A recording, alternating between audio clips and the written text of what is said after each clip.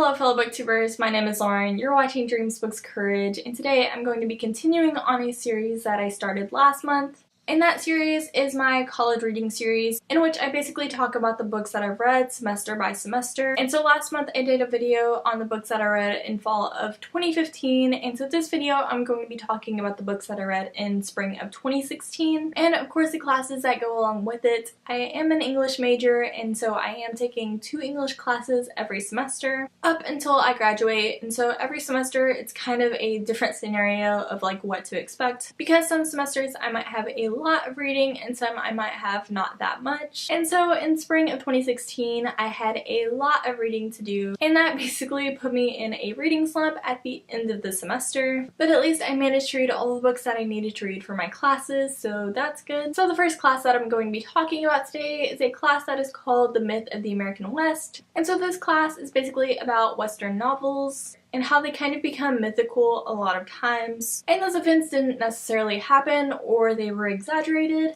And honestly, I do not really like reading Western novels, so I don't know why I took this class. Actually, I do though, because it satisfied 2 parts of my university curriculum, along with satisfying part of my English major.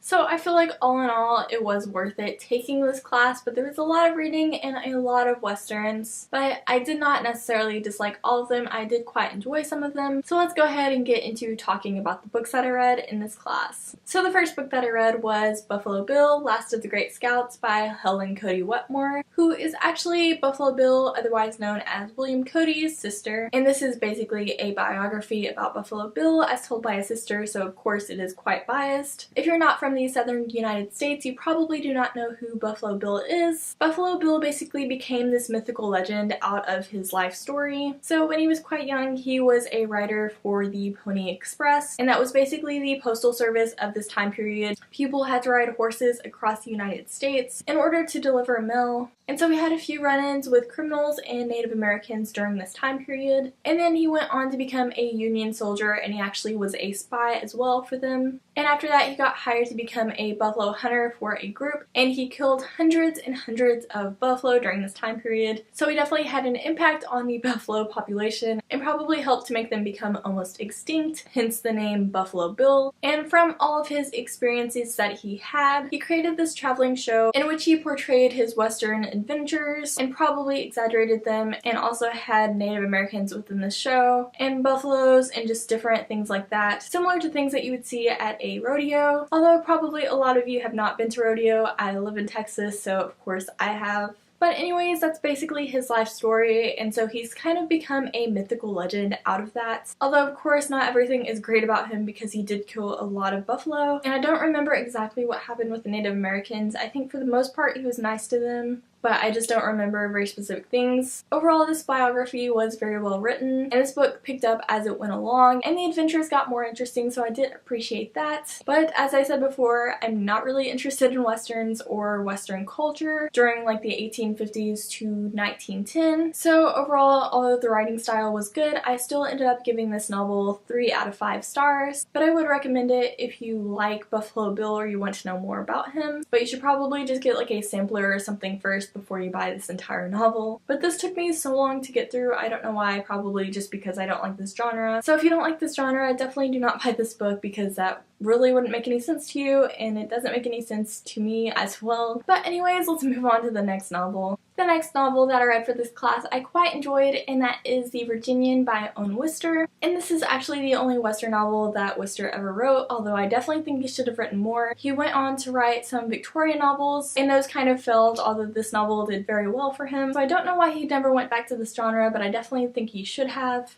because he is such a great writer within this novel. In this novel you have the trope of like the silent and mysterious cowboy, and he ends up falling in love with a girl from the north, and so it's kind of about their love story but also about his adventures as a cow wrangler, and he also goes on an adventure to catch criminals as well. So there are a lot of adventures that happen throughout this book, and they do really capture the reader's attention. Plus Wister just has a great writing style overall, and so I did really end up enjoying this one. If you want to start reading westerns or you're unsure if you'll like the genre, I feel like this is a good place to start, although it is kind of a large book. But I feel like it is definitely a key western to read if you want to get into westerns. And it was definitely quite well written, so I ended up giving this one 4 out of 5 stars. Next up, I read Hondo by Louis L'Amour, who I've actually read another novel by, which is The Walking Drum, and I really enjoyed that one, so I was expecting to really enjoy this one as well. And for the most part, I did. One thing that I did not really like about this novel is that it is actually based on a novella that L'Amour wrote, and then a screenplay was made out of that novella, and then L'Amour was instructed to write a novel based on the screenplay. So that probably sounds pretty confusing to you, and that also sounds a bit like plagiarism to me, although of course he was instructed, so he wasn't sued or anything. But I just did not really like that facet of it, although L'Amour is still a really great writer. Again, in this novel you basically have the hero who is silent and mysterious, and the girl that he falls in love with who is kind of like trapped and needs him, that sort of thing. And bad things happen with Native Americans as well within this novel. There's quite a bit more to this novel than I'm saying, but I feel like you just need to read it and get into it if you're into westerns at all, or just watch the movie because John Wayne played Hondo in the movie version. And so whenever I rated this book, I feel like I had to look at it without thinking about the fact that it's kind of plagiarized in order to just be basing it off of the content. So I ended up giving this one 4 out of 5 stars because it is quite an adventurous read, and it's quite short and easy to get through. Plus, as I've said before, I really enjoy L'Amour's writing style, although I do not like this one as much as I enjoyed The Walking Drum. This was a great adventure to read overall, although I do not know if I'd recommend it. I would probably recommend that you read one of the many other Western novels that L'Amour has written, since this is kind of a bit plagiarized and not as true to his writing. But overall, this was definitely an enjoyable read. And the next novel that I read for my Myth of the American West class was Riders of the Purple Sage by Zane Grey, and this was probably my least favorite thing that I read within this class. Zane Grey is known for writing Western novels and a much loved author of Westerns, but I just did not really like this one for a multitude of reasons. This tells the story of a Mormon woman who is kind of oppressed by the culture that she lives in because the other Mormons within the civilization hate anyone who is not Mormon. And so she tries to harbor the people that aren't Mormon, but they are hated, and so it's just kind of a love story between her and a non-Mormon who within this book they call Gentiles. And there are a lot of things that happen in this book. The adventures are quite interesting, but my main problem within this book is the way in which it portrayed women. The women were just very helpless and like they could not do anything on their own. There was this one woman who I really thought was going to be this amazing character because she was kind of set up to be that way, but she ended up being just as helpless as the other women within this novel. So that was quite annoying, and you could just blame it on the time period, but I really don't think that's fair to do if that's the way that this man pictured women. I don't care what decade it is written in. If you portrayed women to be helpless, then I don't really agree with that at all. So overall, this book was a disappointment to me. The writing style was average, and the adventures were interesting, but I could not get over the way in which women were portrayed, and so I gave this one 3 out of 5 stars, but I'm surprised that I did not give it 2, and I would not recommend this book just because of the sexist way in which it portrayed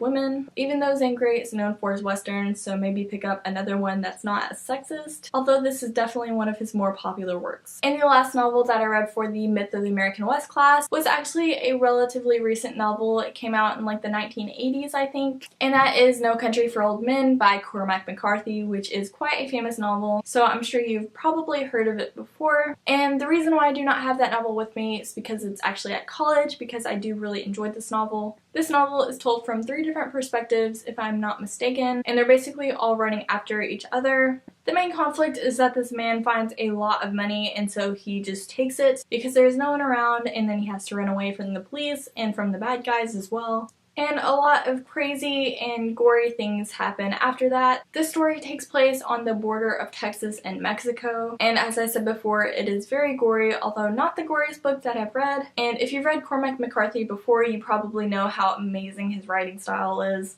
I love it so much. It's probably one of my favorite writing styles. I want to read like everything by him because it's so good. I didn't really get much out of this novel or any of these other novels from my class, but just reading it on its own was enough because this novel is so well written and I love the story of this. It almost reads like a thriller. I'm not sure if you could consider it that. And also, if you've seen the movie, it's really good and I highly recommend the movie as well. It won a lot of awards when it first came out and is still a very impressive movie. But yeah, I overall really enjoyed this book and I definitely recommend you reading it, whether you like thrillers or kind of vaguely Western novels. or you just like reading in general, I would recommend you read something by McCarthy because he's such a good author. Surprisingly, I gave this one 4 out of 5 stars. I do not know why. Thinking back on it, I feel like it's more of a 5-star novel, but either way, I really enjoyed it and I really recommend it. So now that we're done talking about that class, which I did not really enjoy that much, although for the most part I did enjoy what I read in that class. Now let's move on to my other class that I took, which was American Literary History 2.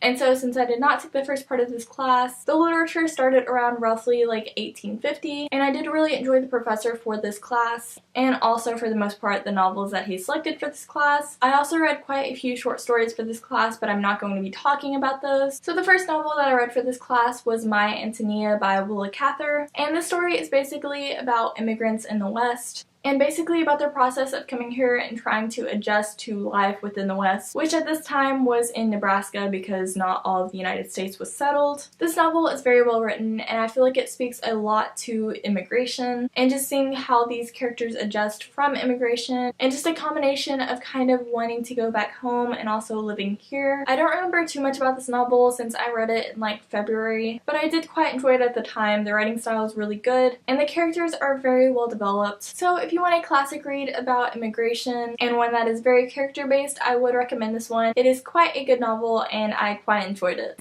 And the next novel that I read for this class was one that I absolutely love. And it was my second time reading this novel, and that is The Great Gatsby by F. Scott Fitzgerald. I love this novel even more the second time I read it. I don't know if it's the class that made me enjoy this novel more or just my overall love of Fitzgerald, but I don't even want to tell you anything of the plot because you either have already read this novel, or if you haven't, I don't really want to spoil you. I feel like it's just fun to go into this novel not really knowing a lot, except that this novel is very character based and takes place in the 1920s in New York City, and the writing is absolutely incredible. I love this novel so much for so many reasons, especially the symbolism. Since I am an English major, of course that's something that I really love. But surprisingly, for a novel that I love so much, I don't really have a lot to say about it right now. But I do really love this novel and I would recommend it to anyone. It's just so amazing. I gave this novel 4 out of 5 stars on Goodreads, but I feel like it deserves 5. But I'm not just gonna go back and change my rating now. But I do highly recommend this book. And the next novel is yet another one that I love so much that it's at college, but that is The Day of the Locust by Nathaniel West. This story takes place whenever Hollywood is in its early stages of becoming a movie haven, and this is a story of a man who works on set design and is a prop designer. The writing style actually reminds me a lot of Fitzgerald's writing style, and so of course I loved it for that, but also the characters are very unique.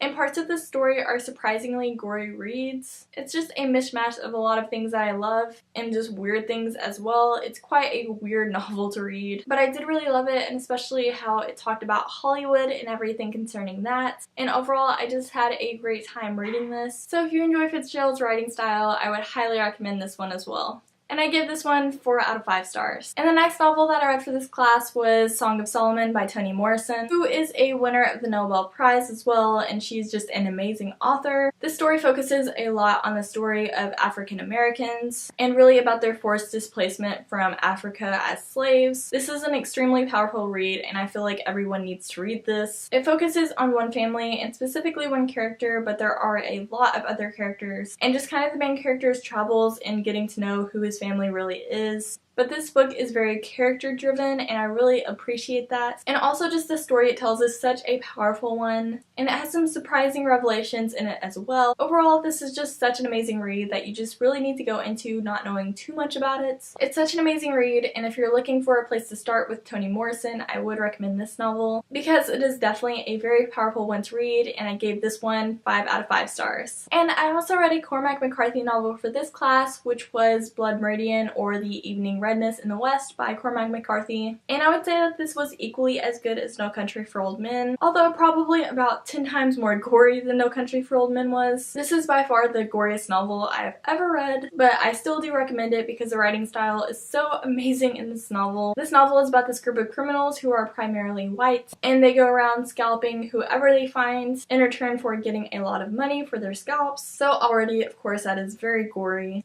and they basically travel from Texas to California with many horrible and gory things happening along the way. This novel is almost ridiculous in its goriness, but it's so well written that you just kind of keep wanting to read it. And I also really appreciate how this novel kind of paints a different side of the American West. A lot of times whenever people hear the word scalping, they think of Native Americans, which was a lot of times untrue. A lot of times it was primarily white men doing the scalping, which of course is the fault of history and how it is told. So I really appreciate that this novel really painted a light on the other side of history. And just McCarthy's writing style overall is always amazing and wonderful to read.